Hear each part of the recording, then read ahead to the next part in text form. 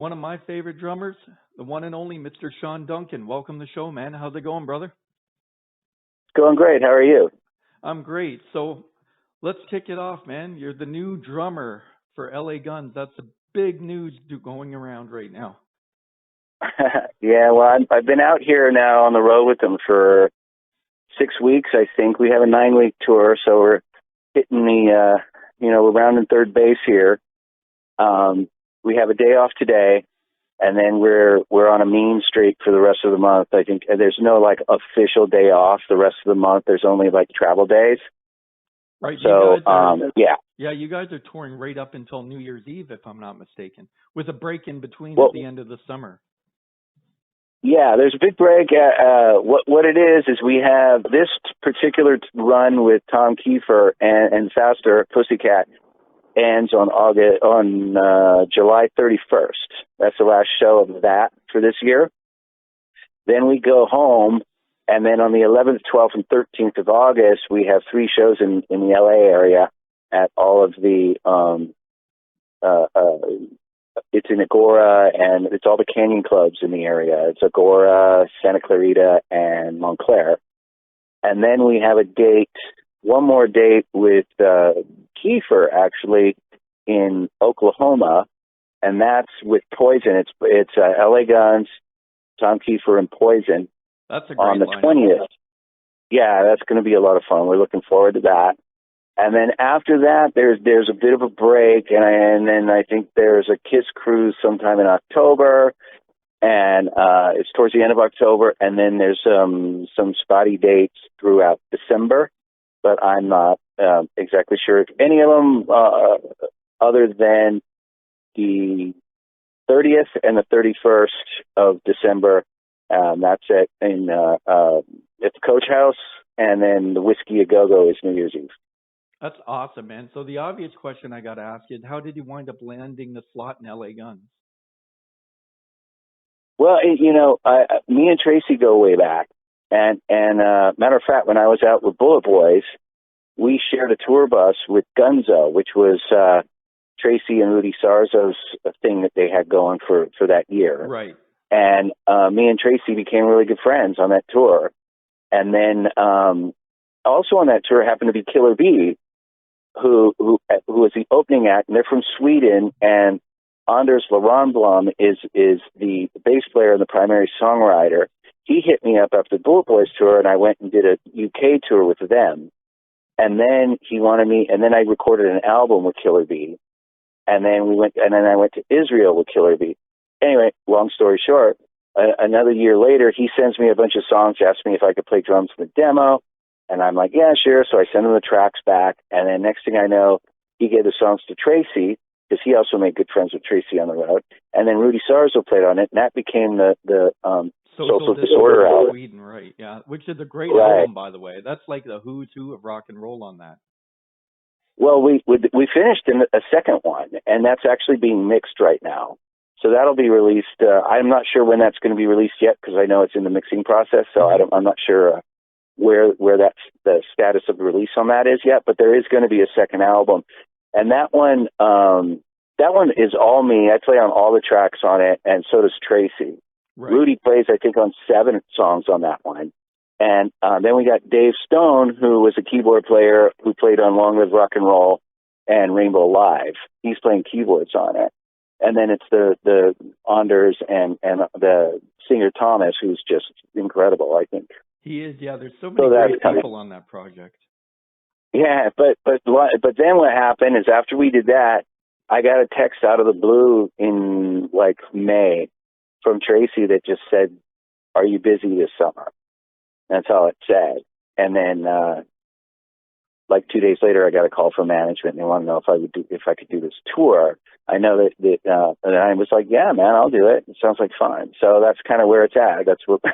Which is cool. You didn't even have to audition or anything. You just came right in and just rehearsed the material. Yeah, he just sent me a bunch of songs, and I just went to work on them. We had a couple rehearsals. Next thing I know, I was out here in New York, in Buffalo, playing with LA Guns. So I got to ask you an obvious question. With that kind of set list and material, obviously you're not overly familiar with as far as the actual playing of it. How long does it actually take you to learn all that material? Well, it's interesting because when I got the songs, when I got the song list, I listened to the album versions of all the songs, and then when I got to rehearsal, there's all these live parts that were added to it. So there was a little bit of a learning curve for me to adjust Right. to Yeah. the different, the different way of playing certain parts and stuff. The songs had changed and morphed a little bit over the years, you could say. Yeah. So, Everybody seems to do that. Yeah. yeah, and I was like, oh, okay, so that it took a little while to get comfortable with. But that it takes a few shows, and as a band anyway, when you've been out for 2 years because of COVID and everything, everybody came out and just gave it 100% every night, and so when it came together pretty quick. To be honest with you, it really did. I bet too, especially because everybody had been out for so long. Everybody was so anxious to get back on the road. I'm sure it was a surreal feeling when you first hit the road again.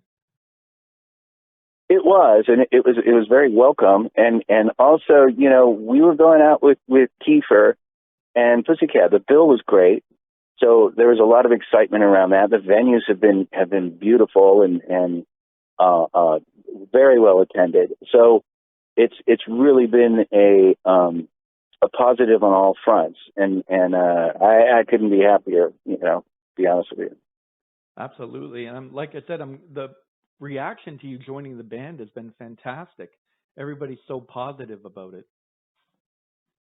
Yeah, I saw that, and it made me happy. I mean, obviously, you always wonder how people are going to take stuff like that, and the people have taken to it pretty good, and I'm happy to be here, and I'll do it as long as they want me to do it. Yeah, I was going to say, we're definitely happy to see you there because I remember when I first heard about it, I was like, no way, because I didn't even think about it. And then I thought, yeah, Sean's a perfect fit for that band. Yeah, it's like I said, it's been really fun, and I like playing their music. I like playing LA Guns music because it's aggressive yet it's song oriented. Yeah, And yeah. it's powerful, and there's everybody gives 100%. So it's not like when you play with some people that have been playing these songs for numbers of years and they kind of phone it in. That's not the case at all with anybody in this band, which is really refreshing and really makes it feels like you're like you were young and hungry again on the Sunset Strip. Yeah, I was going to say, it's funny because I actually saw the band just before COVID hit. They were in Toronto. They played at a venue Yeah. here that I go to quite a bit. And the show was excellent. Everybody was really happy with it. Yeah, I mean, like I said, everybody gives 110% on stage, and that's how it should be. Yeah. There's no tracks, there's no, it's straight up rock and roll show. And I think there's a really great lineup there now. I mean, not to say that other lineups weren't as great, but I think it seems like the lineup right now just solidifies everything and puts it into perspective. It's been pretty cool because I also knew Johnny and Ace prior to this too. Right. Because I played with Johnny several times in L.A. and at various jams and stuff like that. And then Ace, when I was out with who I also played at jams in L.A. when he lived in L.A. And but Ace I've known for years because when I was out with Bullet Boys on the first tour, Faster Pussycat toured with us. So I knew Ace from those days. Yeah, so it's like I've known these guys. Yeah, Ace was in Faster Pussycat for quite a while. Yeah. Yeah, and he was in at that time. He was the guitar player, and so it was really nice to it's like a bunch of old friends getting together. I was gonna say that So because I pretty well met everybody in the band, and everybody's Uh-huh. really down to earth and easygoing. There's really no egos there at all when you meet the people in the band. You don't get attitudes from anybody or anything. So you can tell, and you can see on stage the magic is there. Everybody gets along well because the fans see all those things. When bands are getting along, you can see how people are interacting, and you can tell that they're not that happy to be up there with each other. But I certainly don't see that with LA Guns. This lineup, everybody seems really happy to be together up there. Yeah, it's definitely like I said earlier, it's really an enjoyable tour. I've had I've been on many that weren't, and I've been on many that were, and this is definitely going to be in that. This is really a memorable, fun tour to be on. Yeah, absolutely. This one go out books and set up for another one. So the obvious thing I got to ask you, I can't help but touch on it because I'll have a million people kill me. Got to talk about Odin for a little bit. Yeah. I was going to say, so obviously Odin started in '83 with the Caution EP, and it was you and your brother and Randy and Aaron. Is there ever a chance that Odin's going to work together and do anything together? I don't see any more coming out of the Odin camp. Right. Because, and this is why, realistically, Odin, once we redid, like when we would do reunion shows occasionally. Right. And we refused to do anything under the Odin name without the 4 original members. Right. It doesn't make any sense. We don't want to do it. So Randy has moved to Tennessee, and basically he's kind of like done doing this. He's retired, he's happy, and he's got a great life. And that's why I don't see it ever happening again. Right, obviously. If he was still in the L.A. area or whatever, and to be honest with you, if we ever did it, it would be in L.A. Yeah. So it just doesn't make logistical sense for that to happen. But the great thing about and that's just how I see it. Yeah, the great thing about that, though, you guys left a great body of work behind that we can still enjoy. Yeah, I'm proud of everything we did, and also, I still sign Odin stuff all the time. I think I've signed about 6 or 7 albums while I've been out here, but Don't Take No, and even a Japanese release of Fight for Your Life. There you go. So, yeah, it's crazy. I would say so. There, next time I see you, I have a whole bunch of stuff for you to sign. Yeah, I do. I don't have a problem signing Odin stuff. To me, it's kind of neat, and I'm glad that it has a life of its own. That it's almost cultish to a certain degree, and I love it, and I'm proud of it. Like I said, I was going to say, and I've run into a lot of younger people who are actually into it too, that are like 17, 18, who are actually familiarize themselves with some of the material. I'm actually like blown away by it. Yeah, it's funny. I mean, it's like I said, it's got this life, and it's almost like this underground, like, I don't know how to explain it. I really don't. All I know is it's got a life of its own, and I'm really happy that we did what we did, and we had fun doing it. And then after that, we all went and did, me and Aaron and Jeff went on to do, several other things, and we still play. Right, me and Aaron and Jeff still play. Yeah. Aaron does a lot of tribute stuff, but he also gets he's a hired gun to go out. And matter of fact, when I was in Bullet Boys, we needed a bass player to do 2 shows, and I called Aaron to do it. I think he did about 3 or 4 shows while I was in the band with us. And then he played with Doc, and he's played with a lot of people. And then of course my brother is with Armored Saint, and then me and Jeff did all the DC4 records. Right, yeah, which are great records, by the way.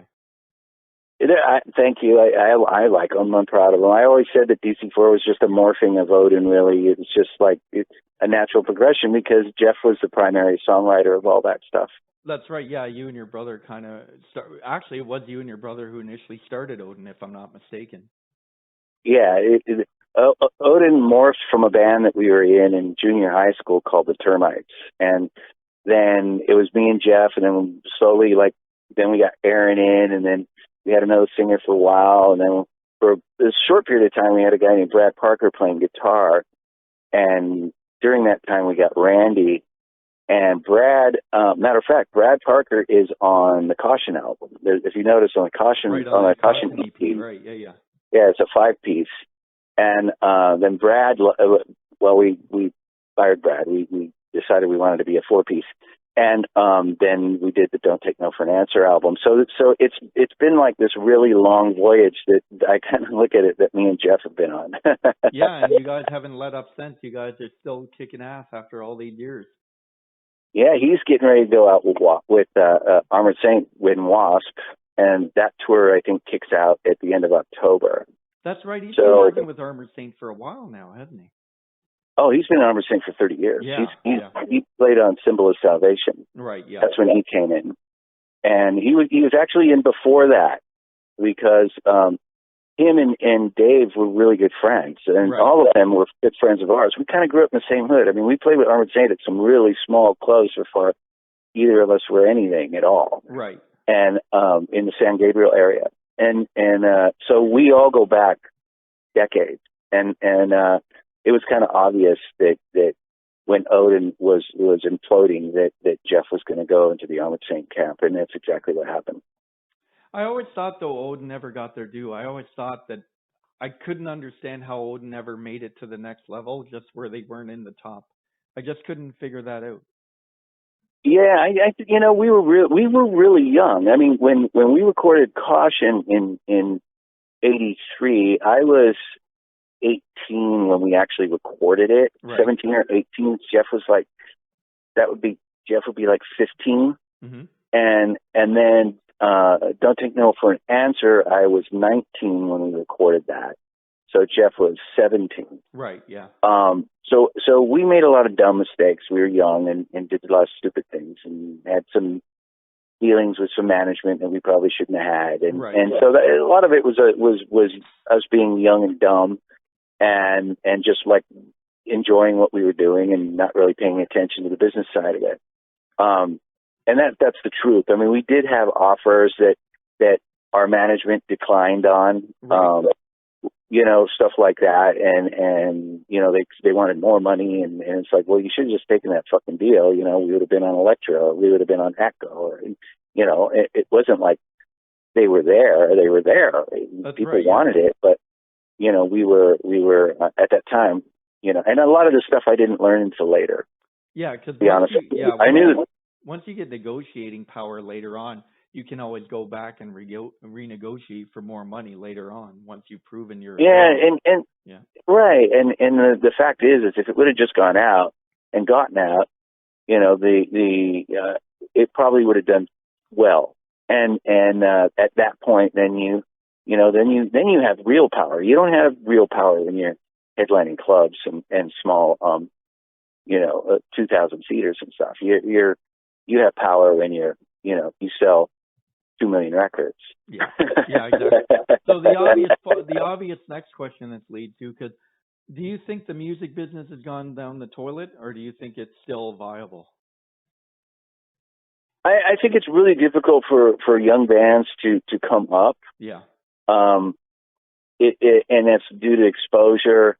It's due to a scene. And, you got to remember a lot of times, like when there's an explosion of a certain style of music, and you can go all the way back to the 50s, it falls in line with like a fashion trend, right?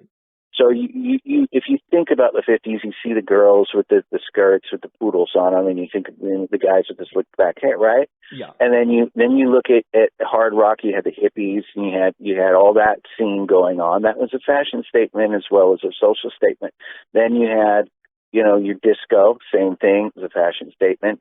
Then you had your 80s rock and metal, and then that split into two different kinds of metal. Right. You went into your hair metal, and then you went into your, Panteras and Metallica and whatnot. And then all of those have a certain like social fashion statement that they're making at the same time. Even grunge had it. So it's in order to have that, you have to have MTV, you have to have Circus Magazine, you have to have something the big machine behind it. Yeah. Right, and that's what I think has been missing for so long, is nobody's been able to really find a way to market and tap into the internet and into kids' ears, in a way that can launch new bands. It's really difficult, and see and get in front of massive eyeballs. You know what I mean? Yeah. MTV. I have said this for years, and I mean it. I think that. People can talk about streaming and all this, but what really killed music and the music business was when MTV turned into a reality TV station rather than a music business. Yeah, because you lost that huge area of promotion. That's right, and that was the biggest killer. Now, why all the labels didn't pool like a certain amount of money and form like some sort of alliance and make their own network and just show videos all day. I'll never know why the music industry can't seem to get their shit together like the movie industry can. You know what I'm saying? I know, they shut that shit down quick. Yeah, and the movie industry knows how to keep their percentages and how to make money and make everybody happy. People get paid. It's a good world. But the music industry, it just seems so based on like some greedy old thinking that they fought cassettes, they fought CDs, they fought everything that came out instead of embracing it and finding the right way to monetize it, right? Yeah. Even streaming. Yeah. It's like, well, why don't you own your own streaming service between all you guys and cut it up? I mean, it makes no sense. Yeah. And pay your artists. So there's a lot of things against them, but not to say it can't be done, and it isn't being done. It is. Well, the thing is too, you have the power now that you didn't have before, where you can market yourselves. Yeah, exactly. You can. You can sell it's easier to make your own albums. It's way less expensive. All that kind of stuff is doable. Try to get your songs on TV and in movies and all that kind of stuff. You can, it's a lot of work, and it can be done. And it also sucks that because of, prior to COVID, we were already losing a lot of rock clubs. But after COVID, it's even worse. Yeah, it was like a graveyard, Yeah, and so that's the other thing that's hard is in touring in the United States is expensive, not because of gas. Well, but it's because it's so big. Right. Yeah. Right. So from one town to another, it's a really long distance sometimes, and you have to finance that. Yeah, and you kind of hit places close together as much as you can and keep that distance narrowed. Yeah, so you have to be creative and really try to figure it out. And I think it'll get figured out. I think and the other thing I think happened for a long time is when they were recording stuff digitally, they were losing the rock and roll feel because producers were like putting all the drums exactly on the beat and like it became very mechanical as opposed to rock and roll is organic and there's a push and pull in it. I mean, listen to an Alice in Chains song, you can hear where Shawn pulls back and pushes and pulls back, Old Sabbath, all that stuff. That's what rock and roll is. And if you're playing everything too perfect all the time, it loses its heart. And when you do that as a producer and you just worry about the grid instead of what it sounds and feels like, that hurt hard rock and blues rock massively during that period of time. Now they get it, and it's starting that the more organic feel has come into digital play, and that's really welcome. Exactly, and we both know even back in the day, before everything went digital, you would always see people would put out albums, and they would spend so much time overproducing it and everything, and then people would complain and say it sounds way too polished. Yeah.